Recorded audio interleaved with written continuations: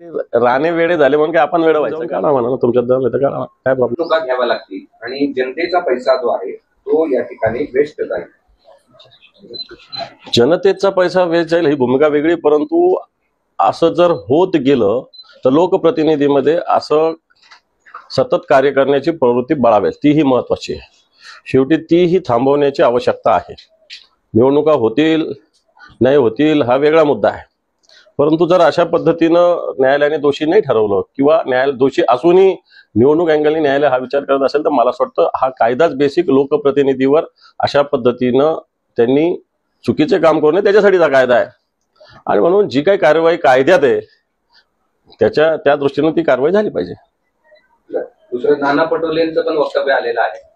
काय नाना पटोलेंचं वक्तव्य असं आलंय की या सगळ्या मध्ये दोन्ही उपमुख्यमंत्र्यांनी आमच्यासोबत यावं.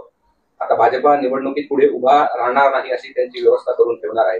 त्यामुळे बिघडलेलं काहीच नाही, अजून काँग्रेसकडे यावं आणि दोघांनी आपल्या खुर्चीवर आपल्या ज्या पहिल्या खुर्चीवर यायचं आहे त्याचं जे स्वप्न आहे ते पूर्ण करावं असं नाना पटोले म्हणतात. मला असं वाटतं या म्हणण्याला कोणताही राजकीय अर्थ नाहीये, कारण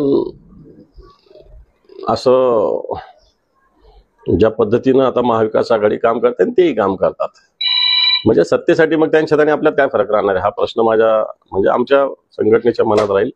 त्यामुळे या भूमिकेला फार राजकीय अर्थ किंवा महत्व असं मला तरी वाटत नाही. दुसरं असं आहे की संजय राऊत की एकनाथ शिंदे तेव्हा काँग्रेसकडेच चालले होते. पृथ्वीराज चव्हाणांना विचारा, अहमद पटेल आता नाही, पण दिल्लीत त्यांच्याशी पहाटे चर्चा ही झाली होती. हे तर बरेच जण म्हणतात की ज्यावेळेस शिवसेना भाजप एकत्र होती त्या काळातच अशा काही घडामोडी चालू होत्या असं बरेच जण म्हणतात. आता संजय राऊत साहेबांना याच्यातलं जास्त माहिती असेल, मला याच्यातली कमी माहिती आहे, पण तो अशी चर्चा निश्चित होती. एकनाथ शिंदे जाऊ शकत होते काँग्रेसकडे त्यावेळी असं म्हणत होते लोक, बाकी तर मला डिटेल्स काय माहिती नाही. हलाल आणि झटका मटणाचा विषय भरत रंगताना मध्ये सर्व खाटी संघटना पुढे येऊन आम्ही हलालच मटण विकणार असं बोलताना वडेट्टीवारांनी सांगितलं की हे राणे कुटुंब दाबून हलाल मटण खातानाचे व्हिडिओ तुम्हाला मला काय याच्यातलं हलाल आणि दुसरं काय झटका मला याच्यातलं काही जास्त ज्ञान नाहीये, पण मला असं वाटतं ज्याला हलाल खायचं किंवा ज्याला झटका ज्याला जे काही करायचं व्यक्ती स्वातंत्र्य त्यांनी ते करावं, कोणी काय खावं. तर ते राणे वेडे झाले म्हणून काय आपण वेडे व्हायचं का असं माझं मत आहे. त्यांना काय म्हणायचं म्हणून द्या, जनता जे करायचं ते करत असते, ज्याला जे करायचं ते करावं जनतेने. पण हा वाद पेटवण्याचा विषय आहे. नितेश राणेंना महाराष्ट्रात योगी व्हायचं आहे अशी सुद्धा टीका केली जाते. अशा योगी बिगी होत नसतं भूमिका घेतल्या ना. योगींचं कॉन्ट्रीब्युशन काय कमी आहे का? त्यांची एक परंपरा आहे गोरखपूरच्या त्यांच्या गादीची, ती परंपरा चालवत योगी पुढे आलेली आहे. आणि योगी काही आजही समजा योगींना वाटलं आपल्याला खुर्चीवर नाही बसायचं किंवा नाहीच बसायचं झालं तरी जाऊन त्यांच्या गादीवर बसू शकतात. एवढं त्यांचं एक म्हणजे आध्यात्मिक साधना पण आहे.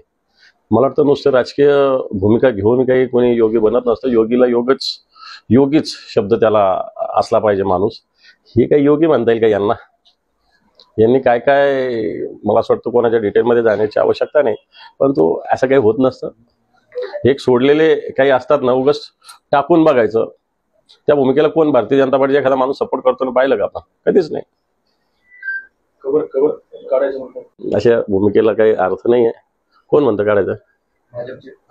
मग जाऊन काढा म्हणा ना, तुमच्यात दम येतं काढा, काय प्रॉब्लेम. हे भावनिक मुद्दे मला असं वाटतं हे भावनिक मुद्दे आहेत. हा इतिहास संपविण्याचा प्रकार आहे.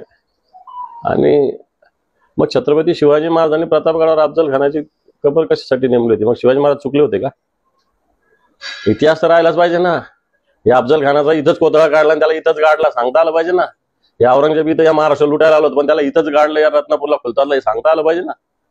मला वाटतं इतिहास संपवण्याचा एक षडयंत्र या सगळ्या माध्यमातून रचलं जातं.